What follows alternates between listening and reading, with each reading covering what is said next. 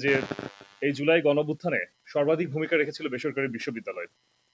অর্থাৎ ঢাকা বিশ্ববিদ্যালয় থেকে শুরু হওয়া কোটা সংস্কার আন্দোলনের মধ্য দিয়ে যখন ১৭ জুলাই ঢাকা বিশ্ববিদ্যালয়ে ম্যাসাকার চলে, ১৭ জুলাই ঢাকা বিশ্ববিদ্যালয়ে চূড়ান্ত লেভেলের আক্রান্ত হয়। বিজিবি কর্তৃক ঢাকা বিশ্ববিদ্যালয়ের হলগুলো ভ্যাকেন্ট করে দেওয়া হয় এবং ঢাকা বিশ্ববিদ্যালয়কে বন্ধ করে দেওয়া হয়, শাটডাউন করে দেওয়া হয়। এই আন্দোলন তখন কেবলমাত্র কোটা সংস্কার আন্দোলনে নিবদ্ধ ছিল, কোটা সংস্কার আন্দোলনে আবদ্ধ ছিল এবং কোটা সংস্কার আন্দোলনের মধ্য দিয়ে তারা ঘরে ফিরে যেতে বাধ্য হয়। কিন্তু সেই আন্দোলনকে গণ অভ্যুত্থানে রূপ লাভ করে কিন্তু বেসরকারি বিশ্ববিদ্যালয়, মাদ্রাসা শিক্ষার্থী এবং আপামর জনসাধারণ সবাই। এই দুটো যে অধ্যায়, একটি কোটা সংস্কার, পরবর্তীতে সেটি গণ অভ্যুত্থানে রূপান্তরিত হওয়া, এই আজকে আমরা 18 মাস পরে, জুলাই গণ অভ্যুত্থানে 18 মাস পরে অত্যন্ত দুঃখের সাথে বলতে হচ্ছে এই ইতিহাসগুলো এখন পর্যন্ত কেউ লিপিবদ্ধ করে নাই। বইয়ের পর বই তৈরি হয়েছে। আমি এই পর্যন্ত 12টি বই পড়েছি। আমি লেখকগুলোর নাম উচ্চারণ করতে চাই না, কিন্তু স্পষ্টভাবে এতটুকু বলতে চাই, এই বইগুলোর কোনো একটি অবস্থানে, কোনো একটি স্থানে বেসরকারি বিশ্ববিদ্যালয়ের অবস্থানকে কোনোভাবেই উত্তোলন করা হয় নাই বা কোনোভাবে নিবৃদ্ধ করা হয় নাই। আমি এখন মনে হচ্ছে 1971 সালের হিস্ট্রি রিপোর্ট দেখতে পাচ্ছি। যেভাবে সেখানে 1971 সালের ইতিহাস বিকৃত হয়েছিল, একইভাবে এই ইতিহাসগুলো এখন বিকৃত হচ্ছে। বেসরকারি বিশ্ববিদ্যালয়ের শিক্ষার্থী আপনারা জানেন, রামপুরা বাড্ডা থেকে শুরু করে আমাদের বিপ্লবের ল্যানিনগ্রাড বলা হচ্ছে, যাত্রাবাড়ি অঞ্চলকে, তারপর উত্তরা এবং আরো যে অঞ্চলগুলো ছিল, এই অঞ্চলগুলোর সিগনিফিকেন্স সে অর্থে কোনো জায়গায় দেখানো হয় নাই।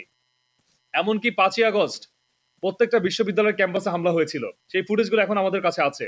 মিডিয়াতে এখন পর্যন্ত সেই ফুটেজগুলো প্রচার করতে দেওয়া হয় নাই।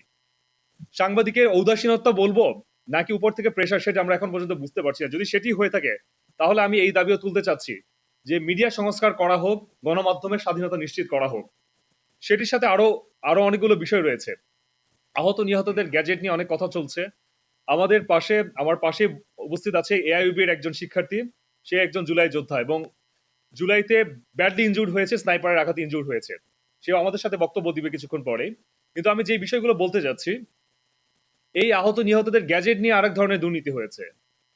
আহতদেরকে, যারা জুলাই গণঅভ্যুত্থানের প্রকৃত আহত ছিল, সেই আহতদের সাথে আওয়ামী লীগের জনগণের প্রতিরোধে আওয়ামী লীগ তথা স্বৈরাচারী ফ্যাসিস্ট যারা ছিল, তারা যে আহত হয়েছে তাদেরকেও গ্যাজেটভুক্ত করা হয়েছে, যেটি নিয়ে এখন পর্যন্ত কোনো সুস্পষ্ট ব্যবস্থা নেওয়া হয় নাই। শুধু সেটিই নয়, যারা আহতদের নিয়ে কাজ করেছে শুরু থেকে, তাদেরকে বাদ দিয়ে এমন কিছু ব্যক্তিদেরকে বিভিন্ন কমিটিতে পদায়ন করা হয়েছে, যারা ফ্যাসিস্টদের সাথে যোগাযোগ রেখে কাজ করেছে এবং যার কারণে আহতদের এই পবিত্র যে দায়িত্ব ছিল যে তাদেরকে গ্যাজেটভুক্ত করা হবে, কারা প্রকৃতপক্ষে আহত ছিল কিংবা কারা নিহত হয়েছে, এই তালিকাটি সুস্পষ্টভাবে কোনো গ্যাজেট সরকারভুক্ত এখন পর্যন্ত সরকারের রাষ্ট্রীয় আওতায় এনে কোনো ভুক্ত করা হয় নাই। এই বিষয় নিয়ে আমরা দেখেছি ইউএন এর একটি উদ্বেগ প্রকাশ করেছে, ইউএন একটি তালিকা প্রকাশ করেছে।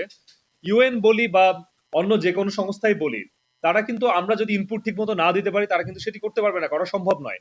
তো সেই বিষয়ে অতি সত্বর এবং এই অন্তর্বর্তীকালীন সরকারের যে সময়টুকু আছে, তাদের জায়গা থেকে এখন যদি তারা নাও করতে পারে, তাদের অবস্থান থেকে তারা এমন কোনো ব্যবস্থা সেখানে দিয়ে যেতে হবে, যেটার জন্য পরবর্তী গভর্নমেন্ট এসে সেটাকে নিয়ে কাজ করতে পারে এবং সেটা স্পষ্টভাবে কংক্রিট থাকতে হবে। কোনো ল্যাপচ্যাপ দিয়ে লামসাম একটা করে দিয়ে গেলাম, সেটা করলে হবে না। দ্বিতীয় যে বিষয়টি, সব থেকে গুরুত্বপূর্ণ বিষয়, আমাদের অন্তর্বর্তীকালীন সরকারের আমাদের তিনজন ছাত্র উপদেষ্টা সেখানে প্রতিনিধিত্ব করছিল, কজ আদারওয়াইজ তো এটা ছাড়া কোনোভাবে সম্ভব ছিল না বিপ্লবের প্রতীক হিসেবে ধারণ করার জন্য। এই সরকারের কোনো লেজিটিমেসি থাকে না, কারণ বিপ্লব যদি আমরা কাউন্ট করি, বিপ্লব হিসেবে বিপ্লবকে দেখি বা গণ অভ্যুত্থানকে যেটা আমরা বলছি, তাহলে তো গণ অভ্যুত্থান যারা করেছে তাদেরই সরকার গঠন করার কথা ছিল। তো সেই ক্ষেত্রে আমাদের তিনজন ছাত্র উপদেষ্টা সেখানে দরকার ছিল বা আরো বেশি দরকার ছিল। সেই ডিবেটে আমি যাচ্ছি না, কিন্তু আমার মূল যে বিষয়টি ছিল, যে গণ অভ্যুত্থানের সরকার যারা ছিল, তারা স্পষ্টভাবে গভর্নমেন্ট গঠনের আগে বলেছিল যে প্রত্যেকে তাদের সম্পত্তি থেকে শুরু করে প্রত্যেক মাসে তাদের জবাবদিহিতা করবে, তারা কি কাজ করলো, কতটুকু করতে পারলো, গণ অভ্যুত্থানের ম্যান্ডেট নিয়ে তারা সেখানে বসছে। এই গণ অভ্যুত্থানের সরকার, তারা সরকারের ম্যান্ডেট হিসেবে তারা গণ অভ্যুত্থানের জন্য কি করতে পারলো, জুলাই গণ অভ্যুত্থানকে কেন্দ্র করে তাদের কি হলো, রাষ্ট্রের কি সংস্কার তারা করতে পারলো। কিন্তু আমরা, মাস তো দূরে থাক, আমরা আজকে 18 মাস পর্যন্ত তাদের জবাবদিহিতামূলক কোনো কনফারেন্স আমরা এখন পর্যন্ত দেখতে পাই নাই। সংস্কার রিপোর্ট গুলো হয়েছে, দায়সারা গোছের হয়েছে। তো সেই রিপোর্ট থেকে আমরা কি ধরনের জিস্ট করলাম, সেটার এক্সাক্ট কোন সলিউশন এখন পর্যন্ত আমরা দেখতে পাই নাই। এই বিষয়গুলোকে আমাদের জানার অধিকার নাই, অবশ্যই আছে, গণঅভ্যুত্থানের স্টেক হোল্ডার হিসেবে অবশ্যই আছে। বেসরকারি বিশ্ববিদ্যালয়কে বিভিন্নভাবে মাইনাস করা হয়েছে। স্পষ্ট একটি বিষয় বারবার চলে আসছে যে মব জাস্টিস, মব করা হচ্ছে। 1400 শিক্ষার্থী বা 1400 শিক্ষার্থী সহ 1400 গণ অভ্যুত্থানের যারা নেতৃত্ব ছিল, গণ অভ্যুত্থানের যারা শরিকদার যারা ছিল, তাদেরকে হত্যা করা হয়েছে। এর পরবর্তী জায়গা থেকে আমাদের প্রতিরোধের মুখে পড়ে তো মিনিমাম 1,40,000 বা 14 লক্ষ আওয়ামী লীগ বা ফ্যাসিস্টের দোসরদের নিহত হওয়ার কথা ছিল। সেই পর্যন্ত কিন্তু আমরা হার্ড হই নাই, বরং আমরা দেখতে পেয়েছি যে গণভুত্থানের সরকার হিসেবে তাদের যে ধরনের কঠোর অবস্থানে যাওয়ার কথা ছিল, আমাদের প্রিভিয়াস রেজিমের যারা মন্ত্রী মিনিস্টার যারা রয়েছে তারা হেসে খেলে আদালত থেকে আদালত ত্যাগ করে, তারা কারাগার থেকে তারা জামিনের জন্য যায়, তারা হচ্ছে আদালতে আসে। তো সেই জায়গাগুলো থেকে আমরা স্পষ্টভাবে কি এটা এতটুকু বলতে পারি এই সরকার সত্যিকার অর্থে গণভুত্থানের ধারক এবং বাহক হিসেবে নিজেদেরকে প্রস্ফুটিত করতে পারে নাই।